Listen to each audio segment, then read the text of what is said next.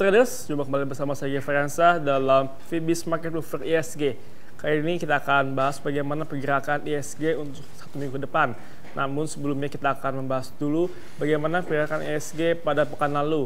Terpantau pada pekan lalu, ISG mengalami penguatan yang cukup signifikan sebesar 1,08% ke level 5.087.014. Sementara itu, indeks LQ45 terpantau naik 1,5% ke level 874.116. Sementara itu, untuk indeks Jakarta Islamic Index naik sebesar 1,46% ke level 689.793.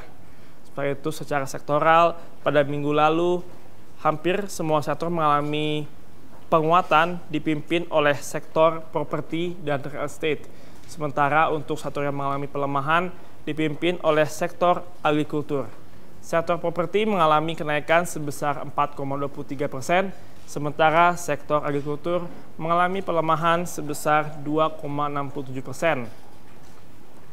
Secara transaksi pada perdagangan minggu lalu mencetak net buy asing sebesar 2,5 triliun dengan nilai transaksi sebanyak 12 miliar saham diperdagangkan dengan sebanyak transaksi sebanyak 1.086 kali transaksi. Sementara itu untuk ISG minggu ini terpantau akan mengalami penguatan yang cukup signifikan di mana akan dirilisnya hasil rekapitulasi suara pemilihan presiden Indonesia yang akan menghasilkan presiden baru Indonesia akan memimpin Indonesia sepanjang 5 tahun ke depan. Masih adanya ekspektasi pemilihan umum yang berlangsung secara damai dan aman memicu sentimen positif dari para investor sehingga ISG berpotensi untuk mengalami kenaikan yang cukup tajam dan saat ini ISG sudah terlihat mencapai level tertinggi di tahun 2014. Selain akan dirilisnya pengumuman hasil Pilpres 2014, ISG juga akan terangkat oleh data makroekonomi di mana beberapa waktu lalu Menteri Keuangan Indonesia menyatakan bahwa diprediksi hingga akhir tahun defisit neraca perdagangan Indonesia mencapai 27 miliar dolar AS. Angka tersebut lebih rendah daripada defisit perdagangan tahun sebelumnya yaitu mencapai 29 miliar dolar AS. Sementara itu untuk defisit transaksi berjalan pada kuartal 2 diprediksi mengalami kondisi yang lebih baik sebesar 9 miliar dolar daripada tahun lalu yang mengalami defisit sebesar 10,1 miliar dolar AS. Kondisi ini juga masih akan diprediksi membaik untuk kuartal 3 dan kuartal 4 pada tahun 2014.